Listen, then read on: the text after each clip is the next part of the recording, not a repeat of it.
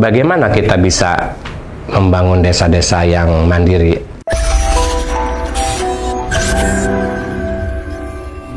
Tahun 1991 saya bergabung dengan Bank Muamalat untuk mempersiapkan Bank Muamalat.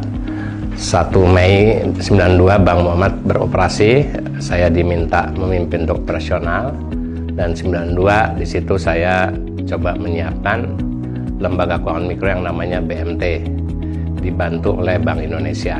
Jadi BMT itu khusus untuk mikro itu artinya yang paling miskin ya. Nah disitulah dari BMT, lalu tahun 2005 BMT membuat asosiasi BMT seluruh Indonesia, saya menjadi ketuanya. Nah kemudian di tahun 2010 BMT itu meresmikan yang namanya satu desa satu BMT, supaya di setiap desa ada lembaga keuangan mikro yang membiayai orang-orang yang duafa. Nah di 2015 ya ada Kongres Umat Islam yang juga meminta setiap desa itu ada ekonomi desanya, BMT atau BUMDes. Nah di 2016 November ada Kongres Samuel Undong Global League. Nah diminta di situ saya memimpin Indonesia Samuel Undong Global League. Tapi di dalam bahasa Indonesianya kita sebut sebagai Gerakan Desa Emas. Disitulah saya mulai belajar ya bagaimana negara-negara yang membangun desanya. Salah satu contohnya adalah Korea. Pada saat mereka merdeka 2 hari lebih awal merdekanya daripada Indonesia, tapi pada saat tahun 1970 mereka melakukan Gerakan Desa Emas atau di Korea disebut Samuel Undong. Hanya dalam waktu 8 tahun desa-desa yang tadinya miskin menjadi desa-desa industri mandiri. Nah inspirasi inilah yang ingin kami terapkan di Indonesia melalui Gerakan Desa Emas. Dan di dalam basis satu desa satu industri itu, di situ saya pelajari bahwa kepemilikan lahan dan properti itu menjadi sesuatu yang keniscayaan. Karena tidak akan ada yang namanya industri tidak berdiri melalui properti, dan tidak ada satu industri yang tidak memiliki lahan. Nah bagusnya itu industri yang dimiliki di Korea dan lalu diadopsi di Cina dan di Thailand maupun di Vietnam, itu kepemilikannya adalah dimiliki oleh warga desa itu sendiri. Disinilah mengapa Gerakan Desa Emas bekerja sama dengan Geraha 165 adalah kita ingin mencoba bahwa di setiap desa itu ada satu industri yang dimiliki mayoritas oleh desa tersebut. Apakah industrinya itu berbasis wisata, apakah itu industrinya berbasis kreatif, apakah itu industrinya berbasis agro atau marine, nggak ada masalah. Tapi yang paling penting minimal 51% kepemilikannya dipegang oleh warga desa itu sendiri. Nah, inilah kira-kira perjalanan hidup saya, kenapa Gerakan Desa Emas ini coba kita kumandangkan. Dan alhamdulillah sekarang walaupun desa di Indonesia 75.000, ada sekitar 1.000 yang sudah ikut gerakan ini dan mencoba untuk menjadi desa yang memiliki industri sendiri. Tadi saya sudah sebutkan yang namanya Samuel Undong. Sai itu artinya adalah baru ya, atau modern atau madani, baru jadi ya. Maul itu artinya masyarakat atau desa, Undong itu gerakan. Jadi kita sebut Gerakan Desa Baru. Di Indonesia kita sebut sebagai Gerakan Desa Emas. Emas itu artinya menuju tempat atau posisi yang juara.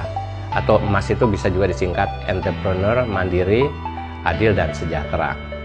Nah kenapa konsep ini sangat bagus? Karena salah satu inspirasi daripada Samuel Undong itu bermula pada saat tahun 1969 Korea mengalami bencana. Banjir besar melanda seluruh Korea, sehingga desa dengan desa itu terisolasi. Pemerintah tidak bisa membantu karena mereka juga kebanjiran. Jadi mirip dengan kondisi saat ini, COVID yang membuat desa antar desa terisolasi, kota dengan kota karena PSBB, lockdown, ekspor nggak bisa jalan, impor nggak bisa jalan. Nah, kesadaran pada saat bencana tersebut, ada beberapa desa di Korea itu merasa bahwa, wah, kalau begini, kalau tidak bisa bangkit sendiri, mereka tidak akan bisa berjalan. Akhirnya mereka membuat berdikari, artinya mereka memiliki semangat akhirnya pantang menyerah, berdikari dan gotong royong untuk membangun desanya. Mengapa? Karena tidak ada bantuan dari luar yang bisa masuk. Nah, kondisi ini sama seperti yang sekarang terjadi, ya. Yang saya katakan di awal, kenapa farmasi kita yang harusnya bangkit tapi nggak bisa karena 80 atau 85% bahannya bukan dari lokal. Jadi saya kira salah satu inspirasi daripada gerakan Desa Emasnya Korea yang diadopsi juga oleh Cina dan Vietnam itu adalah bagaimana mereka bisa berdikari, bagaimana mereka bisa mencukupi kebutuhan pokoknya dan kebutuhan sehari-harinya dari desa itu sendiri, atau kalau tidak ada dari desa sebelah, kalau tidak ada dari desa satu kecamatan. Jadi pada saat di lockdown seperti saat ini atau PSBB, mereka tidak masalah. Mengapa tidak masalah? Karena semuanya terpenuhi.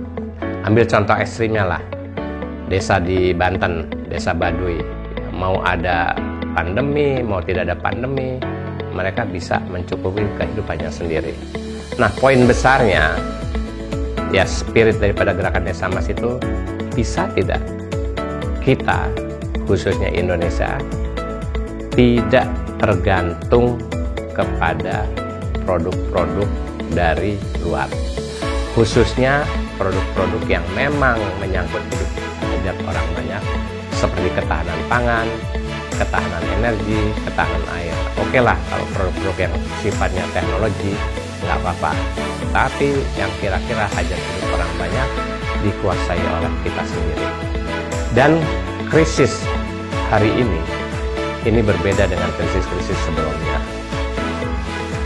Tahun 1930 ada yang namanya Great Depresi. Udah depresi, Great. Biasanya kita sebut adalah krisis, ya, atau katakanlah habis krisis bisa yang namanya masalah ekonomi. Tapi saat ini depresi, kenapa? Karena orang jadi depres dan greed hampir semuanya.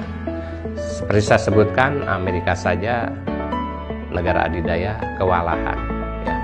Dan berbeda dengan krisis biasanya UMKM kita tangguh, kali ini tidak. Mengapa? Karena mereka tidak bisa berjualan. Karena itu spirit daripada wabah COVID-19 ini adalah bagaimana kita bisa bangkit dan kita bisa memenuhi kebutuhan kita sehari-hari dari dalam negeri sendiri.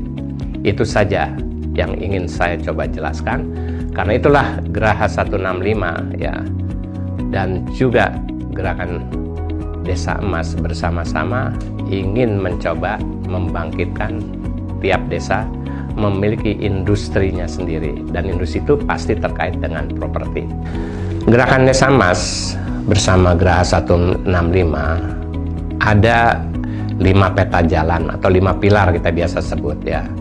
Pilar pertama itu adalah bina karakter dan insani. Di pilar ini tugas daripada gerakan Desa Emas bersama Geraha 165 adalah mencari para patriot desa yang pasti insya Allah ada di setiap desa. Jadi setelah kita temukan patriot desa ini, usia produktif, rela berkorban, tanpa bayaran, ingin membangun desa, ya, maka ini kita latih. Latih apa? Latih yang kita sebut latih ISQ. Karena itu di sini ada ISQ, ya. Bagaimana membangun spiritual, mental, emosional dan fisikal mereka. Itu ada cara pelatihannya. Sehingga sehabis mereka dilatih seperti itu, mereka akan memiliki 3 spirit. Spirit apa? Pertama, spirit pantang menyerah. Yang kedua, spirit berdikari atau malu jadi menalu. Yang ketiga, spirit gotong royong. Dan ini nanti ditunjang oleh 7 budi utama. 7 budi utama itu apa? Yaitu jujur terpercaya, tanggung jawab, visioner, kerjasama, disiplin, adil, dan peduli. Setelah itu kita masuk pilar kedua, yaitu bina saudara dan institusi. Kita bangun mereka bersaudara sesuai dengan organisasi. membangun kelompok usaha bersama, apakah itu Pok Darwis, apakah itu Gapoktan, apakah itu simpan pinjam, dan lain-lain. Dan juga membentuk institusinya. Institusinya bisa berupa koperasi, bisa berupa badan usaha milik desa. Yang ketiga, setelah itu kita latih, kita didik, dan kita praktekkan bina sinergi dan teknologi. Nah, disinilah sinergi dengan mana? Dengan desa yang lain, dengan daerah yang lain, bahkan dengan negara lain. Saya kasih contoh Desa Emas di Kalimantan Selatan, bersinergi dengan negara lain sudah membangun yang namanya pabrik virgin palm oil dan juga virgin coconut oil dan VCO. Nah, yang keempat, kita masuk ke bina dana dan investasi. Nah, ini pentingnya karena Gerah 165 adalah di bidang investasi properti nantinya.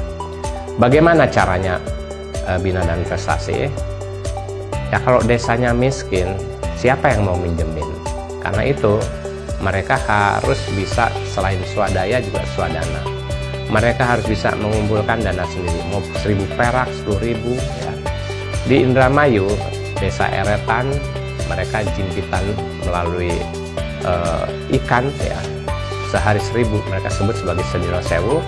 Akhirnya koperasi desa tersebut sudah mengoperasikan 50 kapal sendiri, SPBU sendiri, dan sekarang sinergi dengan Belanda mau membangun pabrik tepung ikan. Nah, inilah pentingnya bina dana dan investasi secara bersama. Yang terakhir, bina pasar dan industri. Setiap desa setelah melampaui pilar 1, 2, 3, 4, mereka mempunyai produk unggulan. Produk unggulan inilah yang bisa dilihat teman-teman, ini salah satu contohnya ya. Kalau mereka bisa membuat produk unggulan dalam bentuk industri, di situ ada kawas industrinya ya, yang kita sebut sebagai, setelah saya sebut di sesi sebelumnya, Amara. Amara itu adalah Agro Marine Art Retirement Area, satu kawasan industri, satu kawasan pariwisata yang nanti insya Allah dikelola oleh Gerah 165 bersama BUMDes dan Koperasi Desa.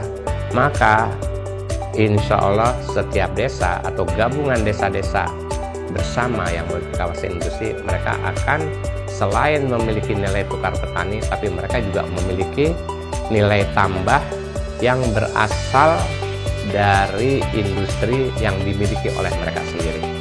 Itulah filosofi dari 5 pilar yang Gerakan Desa Emas adopsi dari Saemal Undong yang sudah beranggotakan 40 negara tetap dan 80 negara tidak tetap.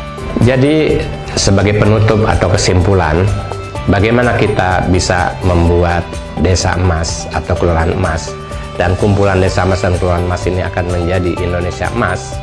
Maka yang pertama dan paling utama tentu kita harus berkolaborasi. Silahkan kalau dari teman-teman khususnya di desa yang mau bergabung ya, nanti menghubungi Gerah 165 atau Gerakan Desa Emas. Dan sehingga dari sisi itu kita nanti akan ada satu peta jalan ya, mulai daripada sosialisasi, workshop, training, asistensi, inkubasi, sampai jadi. Dan bagaimana cara bekerjanya, cara investasinya, cara pengelolaannya, itu semua ada di situ.